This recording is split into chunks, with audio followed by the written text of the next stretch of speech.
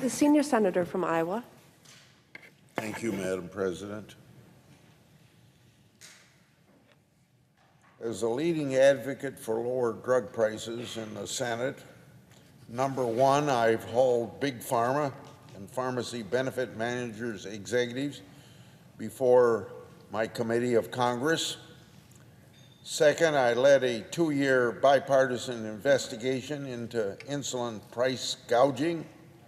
And 3, introduced bipartisan reforms to lower the cost of insulin and many other prescription drugs. In the past few years, legislation I've championed into law has saved the taxpayers $9.6 billion. Right now, the Senate is not acting on bipartisan legislation to lower drug costs. I support a bipartisan plan by Senators Collins and Shaheen that establishes a $35 out-of-pocket cap on insulin for patients with private insurance, while also, this bill also reforms PBMs, the powerful middlemen who are behind rising drug prices, because if you don't address PBM reform, a cap on out-of-pocket costs will only result in shifting patient costs somewhere else. In my 2-year bipartisan insulin investigation, we found that a drug's list price is tied to rebates and other fees that drug companies have to pay the PBMs. The scheme encourages drug makers to spike the list price of the drug to offer a greater rebate, and then you know what happens in turn? Secure priority placement on the health plan's list of covered medications. We have to hold PBMs accountable then if you really want to lower prescription drug costs.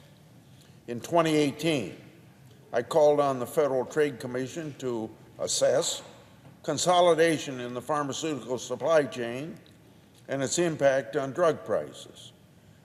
But I didn't wait for the FTC to act.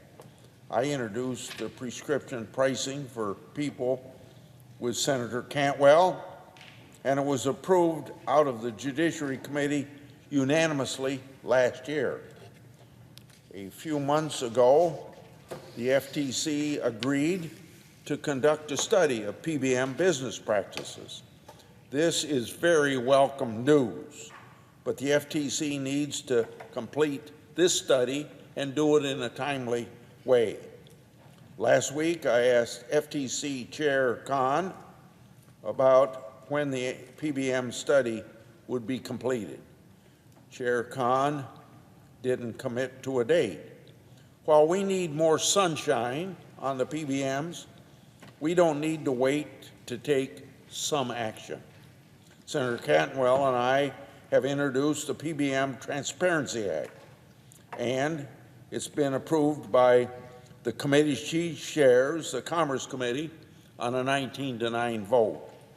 The bill prohibits PBMs from engaging in spread pricing and clawbacks.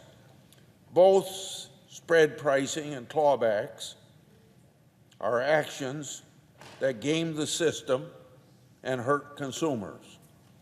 When the majority party pursued a partisan reckless spending and tax package that they called the Inflation Reduction Act, I filed a Grassley-Wyden Prescription Drug Pricing Reduction Act as an amendment that had 10 Republican co-sponsors.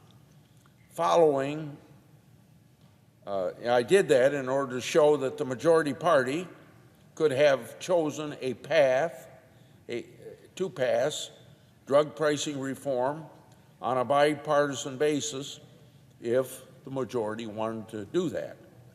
The bill establishes PBM accountability and transparency, something missing from the Inflation Reduction Act. So, Madam President, We have bipartisan prescription drug legislation awaiting action.